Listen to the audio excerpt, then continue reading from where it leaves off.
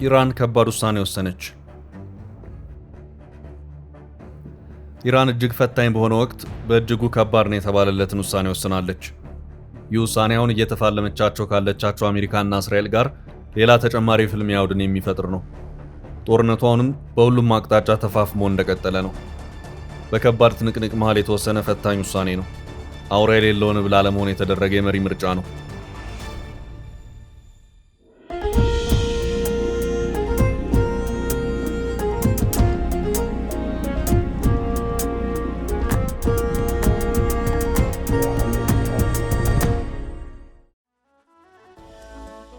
አሜሪካና እስራኤል እጅ ከመስጠት ውጭ የምንቀበለው ምንም ነገር የለም በማለት በፍልሚያው ቀጥለዋል። የኢራን መሪዎችም ለእናንተ የሚሰጥ እጅ የለንም፣ እስከ መጨረሻው እንፋለማቸዋለን፣ ደግሞም እናሸንፋቸዋለን እያሉም ይገኛሉ። በዚህ መሃል ግን የኢራን ከፍተኛ የሃይማኖትና የፖለቲካ መሪዎች እጅግ ፈታኝ ነው የተባለለትን ከባድ ውሳኔ ወስነዋል። እሱም ከሳምንት በፊት በእስራኤልና አሜሪካ የጋራ ጥቃት የተገደሉትን መንፈሳዊ መሪያቸውን አያቶላ አሊ ካሚኒን በአዲስ ሰው መተካት ነው። በዚህ መሰረትም በአሁኑ ሰዓት ካሚኒ በሁለተኛ ልጃቸውና የ57 ዓመቱ ሞጅታባ ካሚኒ ተተክተዋል። ካሚኒን በልጃቸው በሞጅታባ ካሚኒ ለመተካት ብዙ ውጣ ውረዶች ነበሩ። ምክንያቱ ደግሞ የ1979ን የኢራን አብዮት ተከትሎ በአሁኑ ሰዓት ኢራን እየተዳደረችበት ያለው ሕገ መንግስት በሀገሪቱ የመጨረሻ የስልጣን ቁልፍ በእጁ ነው የተባለለትን መንፈሳዊ መሪ ለመምረጥ የግድ የሀገሪቱ 88 ወሳኝ ሰዎች ተገናኝተው መሰብሰብ ያለባቸው በመሆኑ ነው። እነዚህ 88 ሰዎች በኢራን በሚካሄደው ምርጫ የሚመረጡ ሲሆኑ እነሱም በተራቸው መንፈሳዊውን መሪ መምረጥ ስልጣን አላቸው። በዚህ መሰረትም እነዚሁ 88 የሃይማኖትና የፖለቲካ ልሂቃን የቀድሞውን የኢራን መንፈሳዊ መሪ አያቶላ አሊ ካሚኒን ለመምረጥ በነበራቸው እንቅስቃሴ ግን ቀላል የማይባል ፈተና ገጥሟቸው ሰንብቷል። ፈተና የመጣው እነዚሁ 88 ሰዎች የሚሰበሰቡበትን ቦታ እስራኤልና አሜሪካ በጀቶቻቸው በድሮኖቻቸውና ሚሳኤሎቻቸው ማነፍነፍ በመጀመራቸው ነበር። ከዚህ በኋላ በኢራን ታሪክ መንፈሳዊ መሪ የሚባል የፖለቲካ መሪ መኖር የለበትም የሚል አቋም ያላት እስራኤል የዚሁ የመንፈሳዊ መሪ ሹመትና የስልጣን ምንጭ የሆኑትን እነዚሁ 88 ቁልፍ ሰዎች የትና መቼ ይሰበሰባሉ በሚለው ዙሪያ አደል ላይ ከርማለች። ከመንፈሳዊ መሪ መገደል ባለፈ እነዚሁ የኢራን ቁልፍ 88 ሰዎች በአንድ አዳራሽ እንዳሉ ቢገደሉ ኖሮ በኢራን ሌላ አዲስ ቀውስ መፈጠሩ አይቀሬ ነበር። በሀገሪቱ ሕገ መንግስት መሰረት እነዚህን ቁልፍ 88 ሰዎች መልሶ ማግኘት የሚቻለው በኢራን ሌላ ምርጫ ሲካሄድ ብቻ ነው። አሁን ባለው የኢራን ሁኔታ ደግሞ ምርጫ ሊታሰብ የማይችል ነው። ይህ ማለት 88ቱ ሰዎች እስከሌሉ ድረስ መንፈሳዊውን መሪ መርጦ አያቶላ አሊ ካሚኒን በሌላ ምርጫ መተካት ስለማይቻል የኢራንን ፖለቲካ አጣብቂኝ ውስጥ ይከተውም ነበር።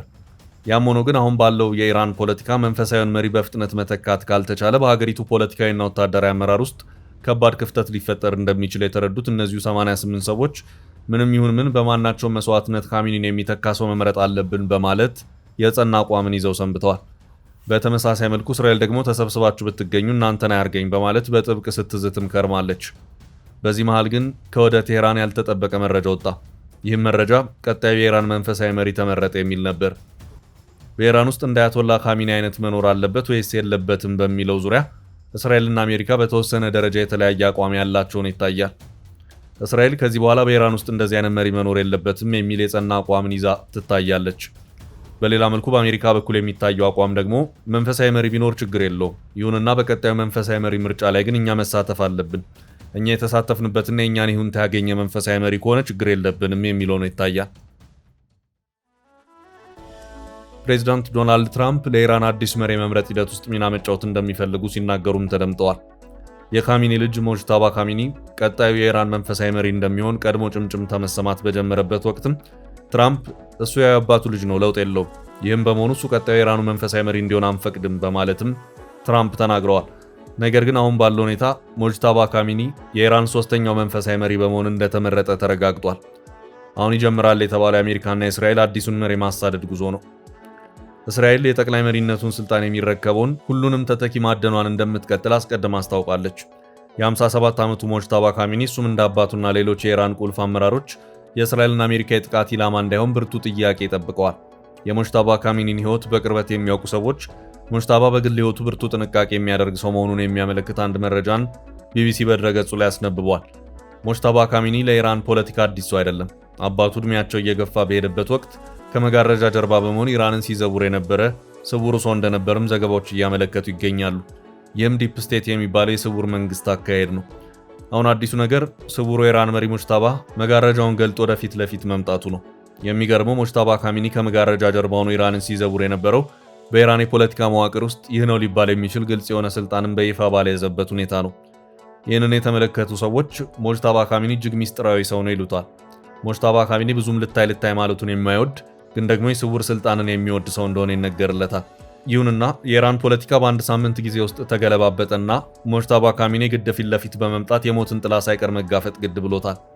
ይህ ወቅትም ለኢራን እንደዚሁም ለራሱ ለሙጅታባ ካሚኒም ቢሆን እጅግ ፈታኝ ወቅት ነው። የኢራን ባለስልጣናት በእስራኤል ታድነው ከሚገደሉባቸው ምክንያቶች መካከል አንደኛው የኢራን መንግስታዊ መዋቅሮች በእስራኤል የስለላ መዋቅር ስር መውደቃቸው መሆኑ ይነገራል።